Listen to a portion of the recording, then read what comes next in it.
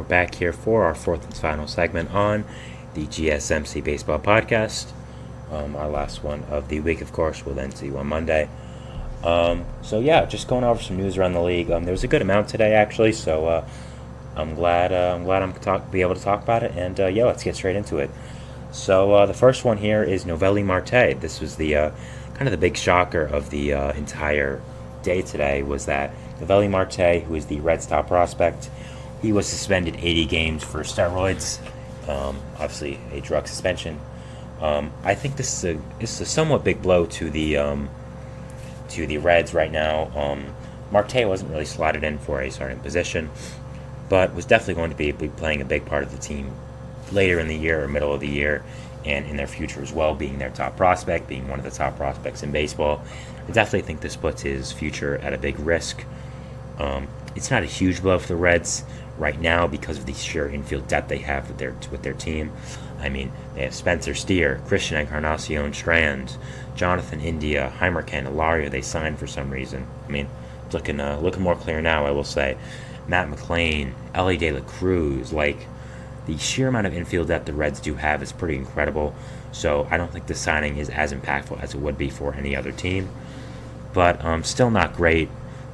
Still not ideal, obviously. So, definitely a negative for the Reds, but not a huge deal for this year. But going forward, it is. Also, it's been some talk about the Luis Castillo trade, because originally Luis Castillo getting traded to the Mariners was a huge surprise. We kind of thought he would get traded to the Yankees or some other team. Instead, he got traded to the Mariners for a haul of prospects, which at the time we thought were, pretty enormous. And, Edwin Arroyo, another big guy, part of the trade, has not performed that well. Now with Marte, his future in doubt, and you don't really know what's going to go on with him. You don't really know how he is going to perform without PEDs per se. I think it puts the trade in a whole new light, and it just shows that MLB front offices have such a better idea of what's going on than we do. So, definitely not a great thing. But again, not a huge deal for the Reds because they do have so much infield depth. It is also worth noting that Noelvi Marte did suffer a hamstring strain at the end of the year, so it's possible that he used steroids to kind of nurse it back to health and didn't expect to get tested. But you gotta always expect that with Major League Baseball, and you can't be doing these things, especially with where technology is now. So not a great decision, but not a huge deal for the Reds this year. But going forward, I think it's something to watch for Marte and the Reds. Jordan Montgomery next. The Red Sox are in a holding pattern with him. It's been reported for a while now that Montgomery and the Red Sox are kind of deadlocked. Montgomery wants the Red Sox want Montgomery. It's just a matter of price, really, right now. A team could swoop in and get him from the Red Sox, but I don't really know how likely it is. It is reported that now Montgomery wants a 7-year deal. The Red Sox don't want to give that to him. I don't really blame them. And so they're in a holding pattern. And I think it's just at some point it's for a team to budge. It's for one of the parties to budge. I think it's much more likely that the Red Sox will budge over Scott Boras. But at the same time, we've seen Boras budge, with Bellinger, with Chapman going back, with Correa. So, I think it's definitely something interesting to watch if Montgomery does end up with the Red Sox, which I think he is expected to now. What's going to happen with that? So, definitely an interesting thing to watch with Montgomery and the Red Sox, and seeing where he ends up. Kevin Gausman will be ready for opening day. Obviously had some injury concern a few days ago, but now it'll be all good for opening day. Good job for the Blue Jays. You have good amount of pitching depth I talked about in our previous segment, but I think you still need a lot more. I still think losing a guy like Kevin Gausman, who is your ace, 100% your ace, I think would be bad. I mean, obviously we've had losing your ace. I'm explaining this pretty poorly, but it's good for the Blue Jays that their ace is going to be on there for opening day, and glad this whole thing isn't serious. I didn't expect it to be, but still nice to know. The Marlins have had recent contact with JD Martinez about discussing a contract, according to Craig Mish, who is one of the top Marlins insiders. Really guy that knows what he's talking about. So if you're a Marlins fan or you're a baseball fan and you don't know who Craig Mish is, I definitely suggest following him if you want any Marlins news. Marlins don't have news that often, but when they do, you want to follow him. So, yeah, the Marlins and JD Martinez have had recent contact about a contract, but apparently it hasn't gone anywhere because he wants a 2-year deal, and the Marlins are fine where they're at with DH right now, which is rotating Josh Bell and Jake Berger in and out. Just JD Martinez to the Marlins itself, I think, does make some sense. He is from the Miami area, so him going back home would make a ton of sense. They could use another big bat. Obviously, with them losing Jorge Soler, I think they could definitely use the DH. I don't know why Berger is playing DH instead of third, but again, that's the Marlins' decision. I would have him playing third. But I think it makes some sense. I just don't think they want to give him a 2-year deal. I don't think any team wants to give JD Martinez a 2-year deal at this point. I mean, he's still in the market. Kind of have to make some sacrifices there if I'm him. So, yeah, definitely something to watch. See if Martinez does end up with the Marlins, but I do doubt it. But it is some notable piece of news. We haven't really had anything about JD Martinez in his market, aside from really the Angels, Mets, and Rangers, who all seem unlikely with where they're at right now. So, yeah, definitely something to watch, and see if some other teams can become suitors for JD Martinez. The White Sox have signed Brad Keller to a minor league contract. This is a really interesting move right here. Let's go first with the actual move itself, and then we'll talk about the history of it and why it's funny. I think it's a good move. I think Brad Keller's a guy who had some nice seasons with the Royals, but for whatever reason, with injuries and just underperformance, didn't really stay there. So I like what the White Sox have done, signing these veteran guys who have had prior success, and maybe trying to get that success back and flip them at the deadline for prospects. I think it's a good strategy that a lot of rebounding teams use, and I think never gets old, and I think really is a great strategy. So definitely a nice signing.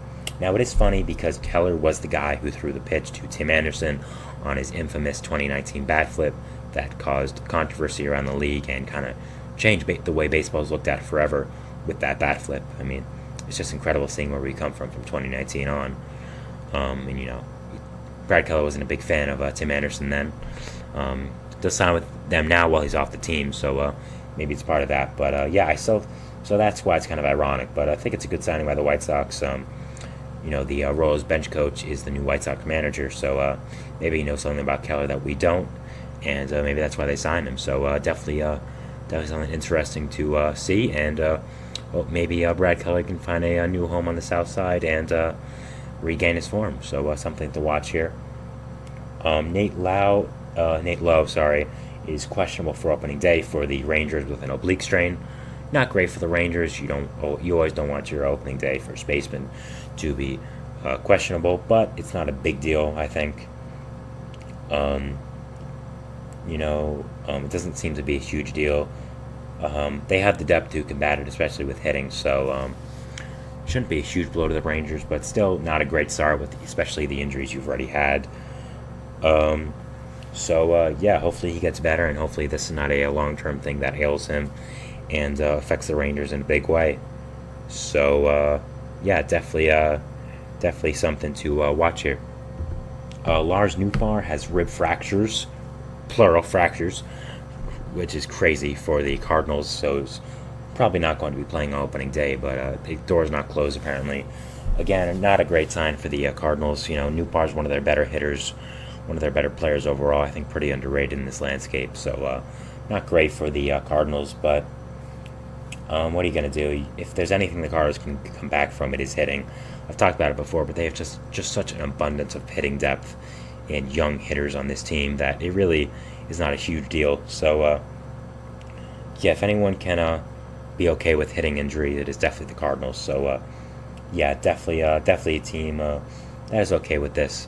So not ideal, but you can come back from it if you're the Cardinals. And hopefully Nootbaar gets better and comes back better than ever. The Mariners, they signed Ryan Stanek to a 1-year contract. Stanek was one of the only real notable free agents left now, especially on the free agent market. Going to the Mariners makes a lot of sense. Has a lot of experience with them, playing with the Astros for a few years now in that division. I think it makes a lot of sense to the Mariners because they've had some bullpen injuries. Matt Brash had an injury. Gregory Santos, who was recently acquired, also had an injury. So you needed some more bullpen depth, even though it has been a strong suit for you guys in the past few years. Did also trade Paul Stewart at the deadline. So, definitely need some more bullpen depth, and I think signing Stanek is a really good move to solidify that. And 1-year deal, relatively low risk. So definitely a nice deal by the Mariners, and it's a good fit of team, good fit of player for both sides, and good signing by them, and good for the Mariners to make a move like this.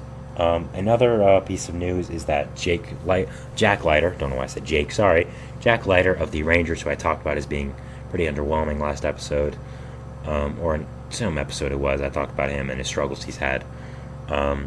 He had a nice start today for the Rangers, said he's been feeling really good, so that would be really great for the Rangers if Jack Leiter can be a big performer this year, kind of get his prospect status back up.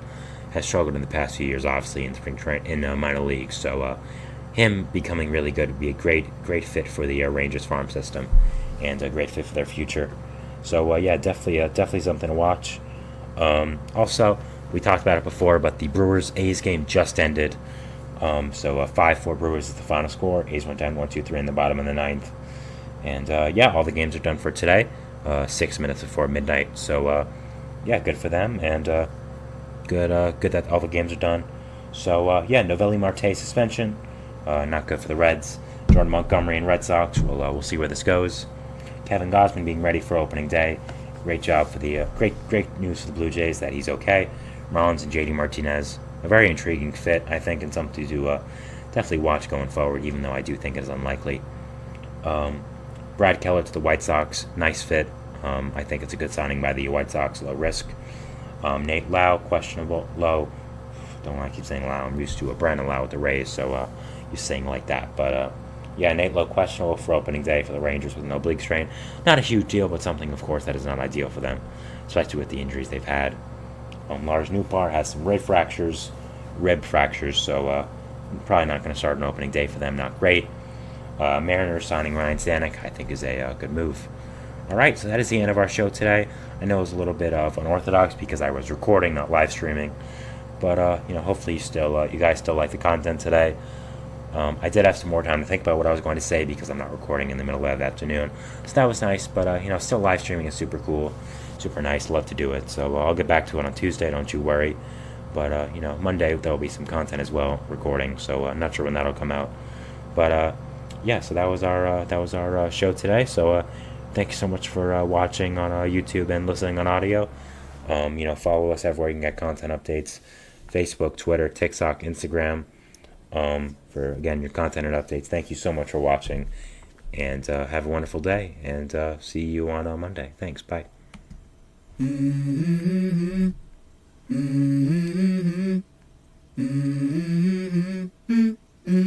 Let's go. I wake up to a little bit of drool on my pillow, feel like it's gonna be a bad day. Yeah, I'm tired of shit, and the coffee ain't hit yet, damn ain't that great.